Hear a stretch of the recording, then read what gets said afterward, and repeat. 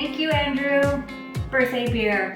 Okay, so it's called Dragon's Milk Bourbon Barrel Aged Stout.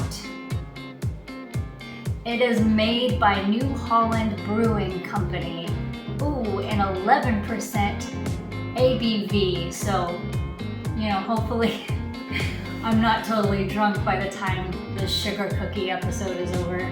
I am really excited about this. When it's a bourbon barrel aged stout, that's usually when they're just like so good. This one's really good. Really, really good. Cheers.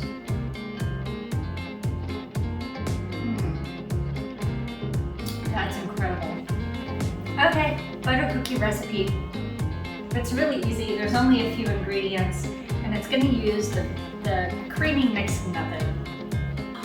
Okay, so butter cookies. I got my little recipe here. So this is going to be the creamy mixing method. And basically what that means is you've got to take the butter and the sugar and mix it all up. Not mix it, you got to beat it until it's nice and homogeneous and all one color and fluffs up a bit. Just room temperature, you know? Stop, just room temperature. We don't need to get too complicated. Okay, I got a lot of ingredients out here. Oh. By the way, 11% ABV. That's a lot for me. Okay, so a tablespoon of vanilla and a tablespoon of almond extract, because that's all I could find. It's fine. I've done this with just vanilla and it's great. So I'm gonna start with my butter. Butter goes first in the creamy mixing method.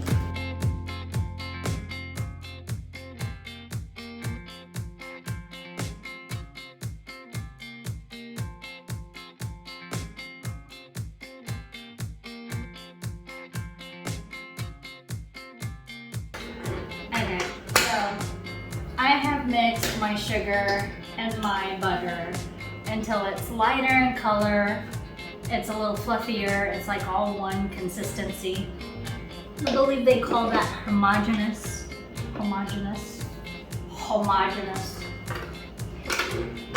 Okay, so get it whirling again. And my little trick is usually when I am adding vanilla or extracts or whatever, I put it in with the egg. Because in the creamy mixing method, the second step is adding the egg. This recipe only calls for one egg, so, you know, just add it in.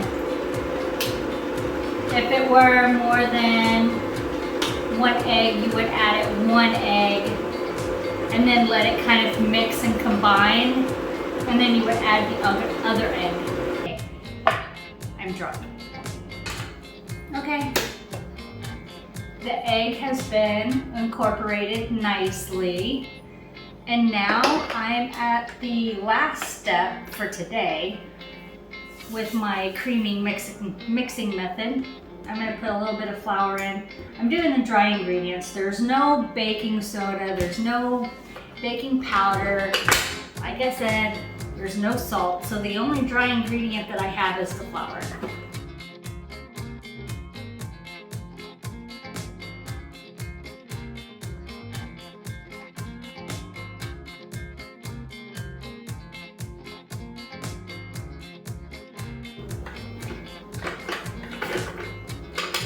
Okay, dough. I like them cookies dough.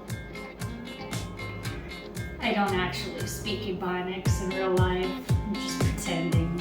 I just wished I knew. Now I'm going to knead it.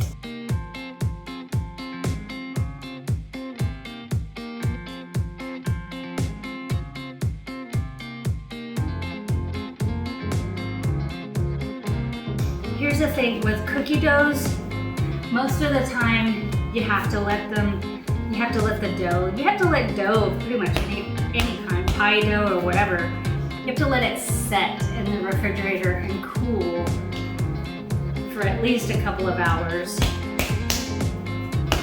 But instead of making a ball, I know that I'm gonna have to roll these out. So what I do is I make a disc instead. That way, like, the work is halfway done for me because it does take some elbow grease. I'm gonna put these in the refrigerator at least for 2 hours before you roll them. I'm going to put them in there overnight because it's really late and I'm sleepy. And this is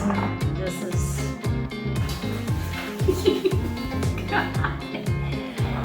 I am knockered. This is a strong beer.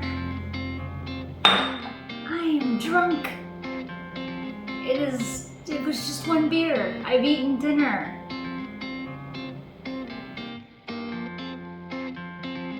That's my thing. This is my kitchen. In your kitchen, you can do whatever you want because I ain't your mama. All right, morning. I have sobered up a little bit. That was a strong beer. All right, so my sugar cookie dough has set in the refrigerator overnight.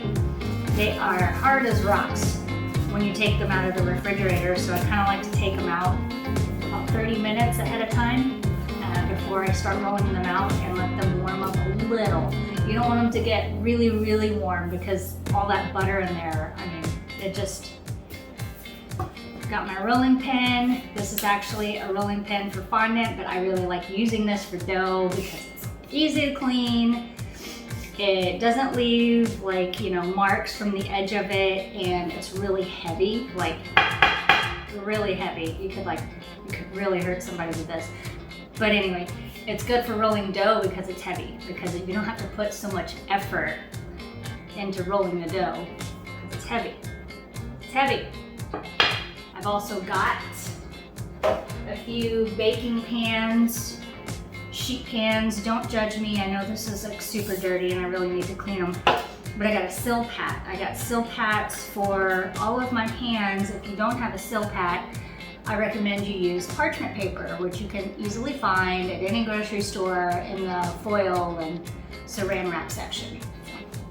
Speaking of parchment paper, I like to put a piece of parchment paper on the counter to roll out my dough and my fondant and anything else. I like that more than putting flour or cornstarch or something on the table to prevent sticking. And parchment paper does just fine. You don't make a big mess. Let me go get some. I'll be right back.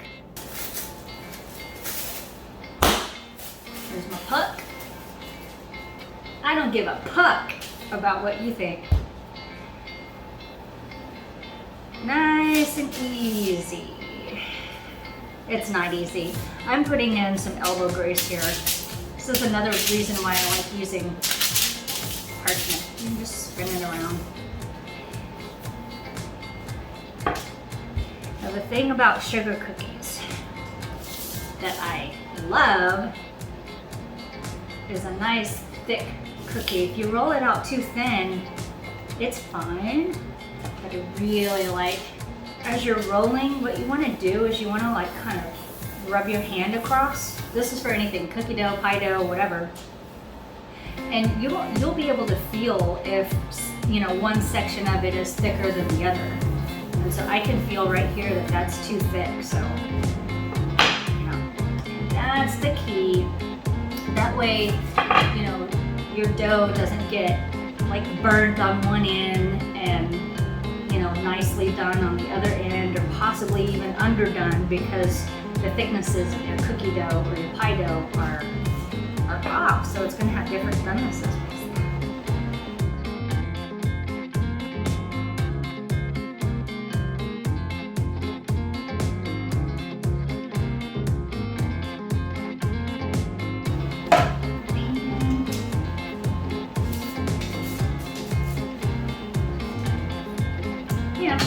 See, nice and thick.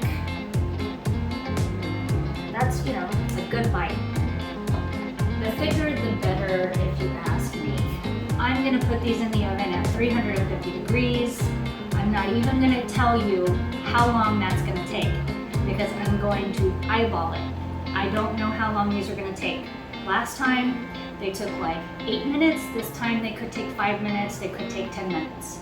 So don't rely on time. I can't emphasize that enough.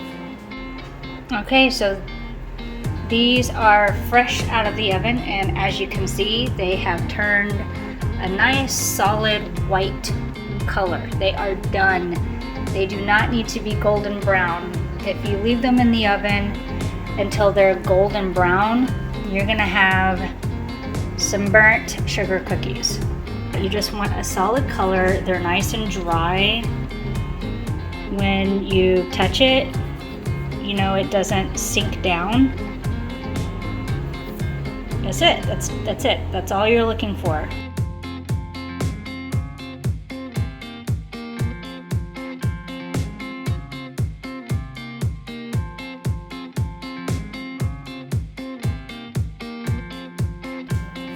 I don't love this royal icing recipe. I'm dead serious. If you guys have a really good royal icing recipe that's nice and fluid and just kind of, when you pipe it onto the cookie, can I have it please? Pretty please. Beans are done.